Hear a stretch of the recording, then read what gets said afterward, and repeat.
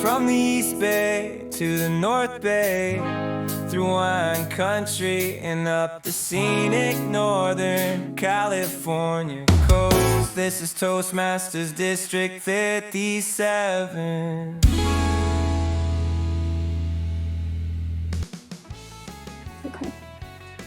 Okay. Hey, good evening. This is a D57 podcast, keeping members of the D57 informed and inspired with our hosts, George Thompson and Donna Walters. There is a new question on everybody's mind in Toastmasters. What is district realignment and how will it affect me and my club? Well, changes will happen. And who are the new officers? Well, today's guests are uniquely qualified to answer those questions. Let me introduce Michael Osur, past International Director, and he's leading the creation of District 206, and Ed Cullen, past District Director for D57, is leading the creation of District 205. Gentlemen, how are you? And thank you for being with us today. Doing great. Wonderful to be with you and help explain what's going on. We're super. Very good. Okay. First, Michael, how long have you been a Toastmaster and what got you started? I've been a Toastmaster for over 17 years. I worked for the Department of Public Health. I got started. I worked for the Department of Public Health in Riverside County, Southern California. And the education team decided we should have a Toastmaster club to help people with their public speaking and interview skills. And as things would happen, there was information meetings and demo meetings. I missed all of them, but I did get talked into going to the first meeting where I was duly elected president, and my life changed forever as these things happen. Yes, they do. And I'd like to ask you the same question. How long a Toastmaster and how did you start? It's been 15 years, or will be 15 years on April 1st. I visited a Toastmasters club, enjoyed it a lot, and at a certain point, the treasurer came up to me and said, you've been a guest a while. How about being a member? And I thought, wow, I could be a member? These people who can speak so well?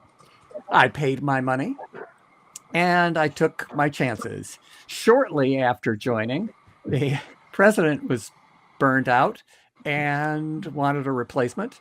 And somehow I became that replacement. And one of the things that did for me was it meant that I came to every meeting. And it is amazing how a very small amount of stage time will give you a lot of improvement. So that was a wonderful thing, even if it wasn't done for the best of intentions. So, George, you can hear how being appointed president when you didn't expect it seems to work very well for Toastmasters. Well, sometimes you're appointed to other positions and they seem to work out well too. People ask you to do this, do that, and then you get involved a little bit more. Well, let's get down to our meeting here tonight. And what is district realignment? What is it? It's a way to get... Oh, go ahead, Michael. Go ahead. No, go ahead. You're the first one to answer. Go right ahead.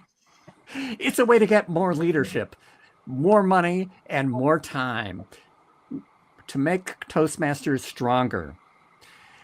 When I was club president, there were 145 clubs in the District 57. When I was an area governor, there were 150 clubs. When I was a division director, there were 160 clubs.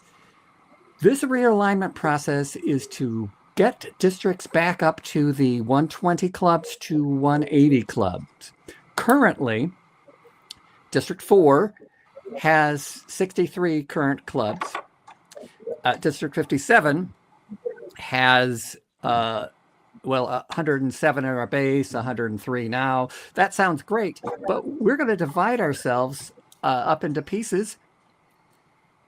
Michael will talk about some clubs, about 37 of them, and I will talk about an equivalent amount to District 4, 64 clubs, more or less. Okay, which regions are going to be affected?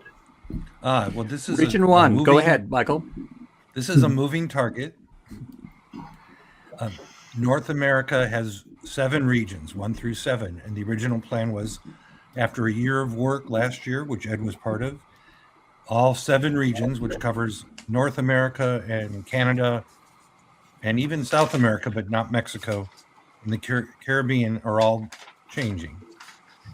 Just a month ago, we were told that the rest of the world of Toastmasters is also changing, and it looks like all parts of the world of Toastmasters, every country, every system, is being looked at to see what can be changed this year. They moved up the timeline. So basically, the whole world of Toastmasters, 130 plus or minus districts, will probably become around 100 districts, maybe 95. We don't know yet. Okay. And who will make... Yes, go ahead. And when I gave a speech about this process before August, there were an average of 81.6 clubs in Region 1. In other words, you take the number of clubs divided by the number of districts, you got 81. Currently, it's about 102, 103, because some regions were affected already. Some areas were affected already. If you notice, our goal was 120 to 180. We're not there yet. So we've got this process to make districts bigger, which will give us more leadership potential, more time, and make the budgets easier to run. Okay, Michael? We'll get to that in a moment. Who will make the decision for the new district boundaries? Oh, that's a great question, but it's already been decided. There were committees last year that made recommendations, and there's, like any organization, the locals make a recommendation to the region, and then the region made it to Toastmasters International, and the decisions were made last August for North America. So those are decided. As best as they could, they tried to do the districts by natural boundaries, counties, cities, sometimes even zip codes. Zip codes. To try to make it natural. Our area, District 57, didn't quite work out that way because we kind of used the 680 plus or minus, and then we used zip codes where we could. Okay. And who makes up the Joint Realignment Committee? Well, there is no such thing quite anymore. We now have, the new districts have committees. Ed's the District Transition Committee Chair for 205, and I'm the same role for the new District 206. You haven't asked what those are made up of yet, but within that, there's a leadership committee that figures out the elected who should run next year. There's an alignment committee to see which clubs should be in which division and which area. And then there's everything else that Ed and I are responsible for: new websites, technology, operations manuals, finance issues, awards and recognition. And that's what Ed and I are responsible. We also informally guide the leadership committee and the alignment committee. And those people are already picked to be the leads, and then we're also helping them pick the committee members. Okay.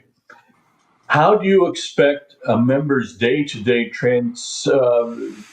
club membership experience to change? How will the members' experience change with Toastmasters? Do you want to say stronger Toastmasters, Michael, or shall I? Nothing. For the individual member, they should notice no change at all.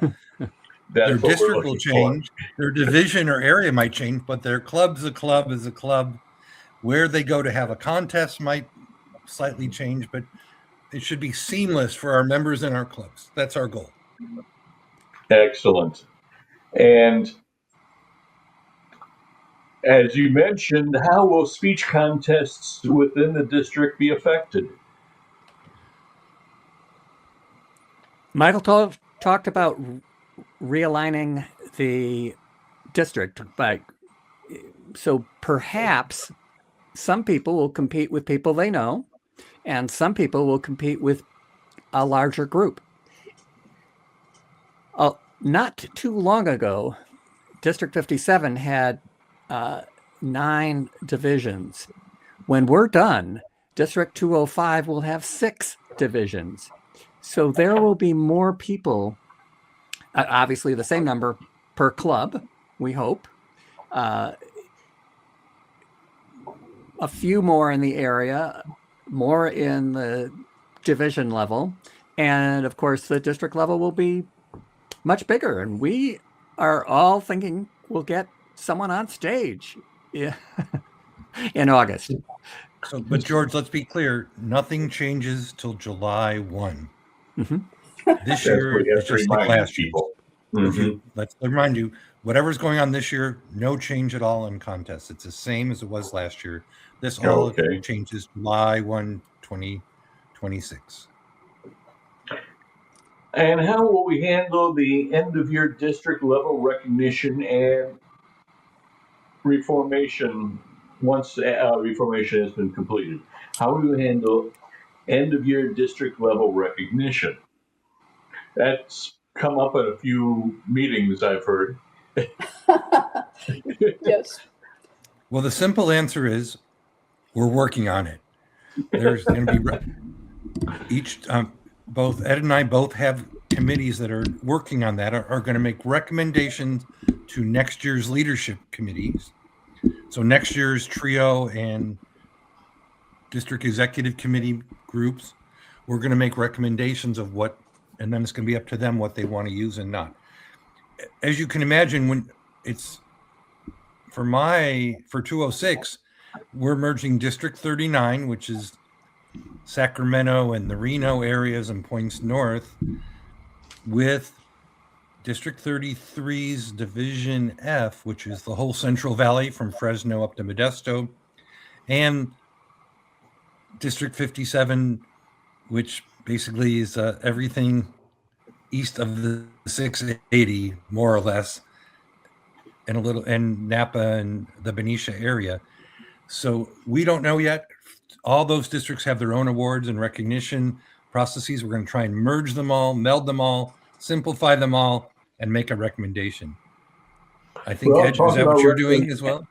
And yes, at the end, we hope to give next year's leadership we work from a blank slate, although referring to history, the best practices for everything, how to do district recognition, how to do individual recognition, what awards to keep. I think we're probably going to keep all of them and then some, but the next year's leadership should have a way of saying, oh, well, that makes a lot of sense. That's how we'll do it. Or maybe we'll do something different. Our end product, we hope, is recommendations for the best possible Toastmasters ever. Okay, and in that regard, will the district have an opportunity to provide feedback during the process? Do you mean the current districts? Yes, the current districts. Well, let's answer that. It's a representative democracy, right?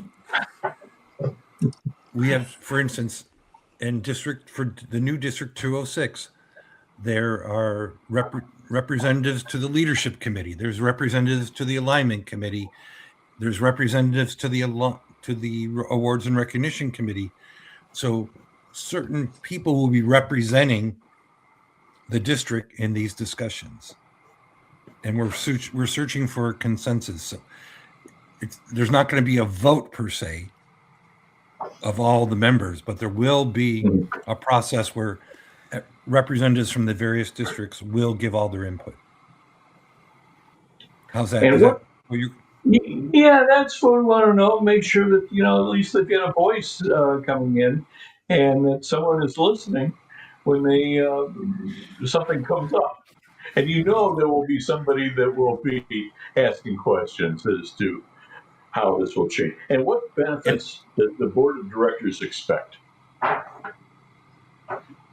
What benefits? Yes. Oh, well, since I was on the board of directors for years, it costs a certain amount of money to run a district, whether they have 50 clubs or 200 clubs. And they're noticing that districts with fewer clubs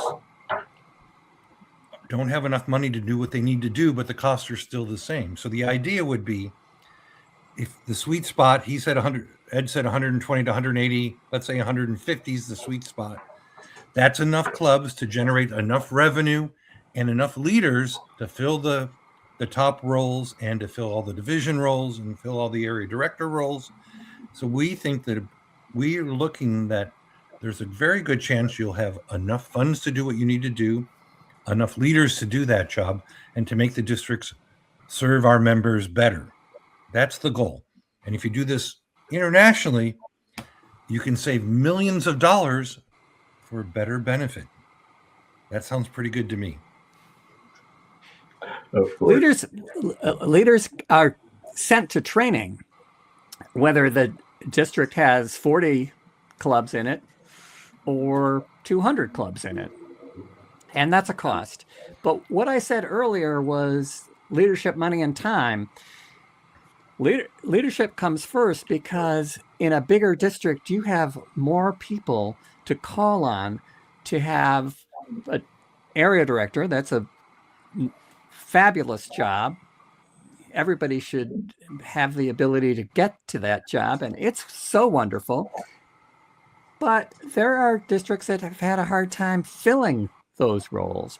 And then if you haven't trained area directors, it's very hard to get division directors. So bigger districts, and 150 probably is the sweet spot. District 57 was pretty darn sweet when it was at 150. District 101 was pretty sweet when it was at 150, and District 4 was pretty sweet when it was at 150. It's a great place to be. Easy to find leadership. You have a easier budget process, and it gives, if you have, you're spreading the work over more people, then each person has more time. All of that equals a stronger Toastmasters, which is what we hope we're heading toward. Very good. And another question that we were asked is, will the district still conduct the annual spring conference? So that's yes, twice, but modified this year. Every district has to have a spring conference. This year, you get a bonus. There will be District 57 will have its own spring conference, and then District 206 won't have a conference, but they'll have their own business meeting and election. And District 205 will also have its own business meeting election separate from the district conference. Starting July 2026, the new districts will have their own conferences. This year it doesn't change, and so that's a good part. There'll be a cleaning up. There'll be a business meeting to clean up all the issues left over from District 57, and then there'll be in a separate meeting elections of next year's officers. So the annual meeting will have a district council affected. How will the annual meeting of the district council be affected? So I think you just mentioned that they will. They're so lucky they get to have the meeting twice. So they won't do elections, but they will approve. They'll approve the audit. They'll approve appointed officers. They'll whatever needs to be cleaned up to close out the district's year. That happens. They just won't elect next year's officers, which is a major part of the business meeting. I don't want to denigrate that, But the beauty of this is this will be online and the conference can still happen. So the district can say, thanks for everything. I would say thanks for all the fish. To say this is a good run. Now we're moving on. I understand that there will be multiple immediate past district directors. How will Yes. the district directors select the alignment committee and the district leadership committee chairs? They will not do either of those things. As Michael hinted, we have those people and committees in place now. I don't know how many people are on Michael's committee, but a whole bunch of people are on the district leadership committee in 205, and a whole bunch of people are on the alignment committee for prospective district 205. So that's being handled, but not by current directors, and it often, that wonderful hat rested on the heads of the immediate past district director. It's not happening this year that way. Someone else has been appointed. And comments, additions, Michael, corrections? Oh, we're building the ship. We're building the plane as we fly it, and there's new rules coming up regularly. So Ed and I report to somebody who's in charge of all of the region, goes up to Canada, Alaska, and she's the one that approves the appointments based on our recommendations. And then she has another level that reports to the board of directors. So it mostly works, but there are representatives on all those committees from, for instance, on the leadership committee, the nominating committee, there's representatives from every division. That's good. The same on the alignment committee. So the voices are heard. We don't want anyone to take control. It's a very democrative and iterative process. But we're also making it up as we go along. Let's be clear. We're doing the very best we can. Okay. Donna, do you have additional questions? I think you pretty much answered all of the questions that I had.